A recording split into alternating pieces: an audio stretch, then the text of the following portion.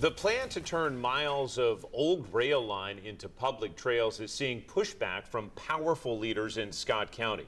The trail would stretch almost 41 miles, intended as a new draw for tourists, but some neighbors view it as a burden and a safety concern. 10 News reporter Lauren Lovett spent the day in Scott County talking with critics of that plan. Here in Scott County, there's the opportunity to turn this abandoned railroad into a recreational trail. And while there's a lot of supporters, there's also a lot of people against that plan. We want our privacy. Roger Lloyd's property is split by the old Oneida line. He says problems have already started since the railroad was declared abandoned. Since they've taken the rails, they come up through here and they go right up through there. They'll go by the signs on our property through our yard. It's a problem many along the line have dealt with.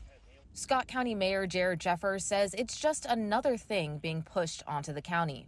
ATV tourism in the early 2000s opened up.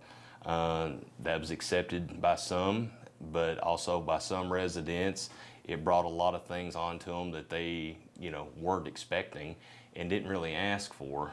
His two main concerns are how to govern the area and how it'll be maintained. It's why he and other county leaders signed a resolution against the plan. That's pretty much telling whoever gets involved, Scott County will not be throwing money into this project. He says he understands the appeal of tourism money, but doesn't think the trail would attract many people. Lloyd agrees. I think it'll wind up longer run costing the taxpayers a lot more money than it's worth. While they're against the plan, a group of locals are excited for the potential trail to bring more recreation, money, and entrepreneurship to the county.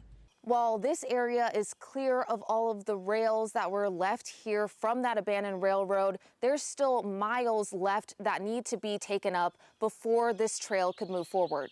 I'll go ahead and send things back to you. Now, many landowners say they want to see that property returned to them, but a lot of that land was purchased outright. The mayor is pushing for the railroad owner to sell that land back to neighbors. We'll continue to follow developments in Scott County.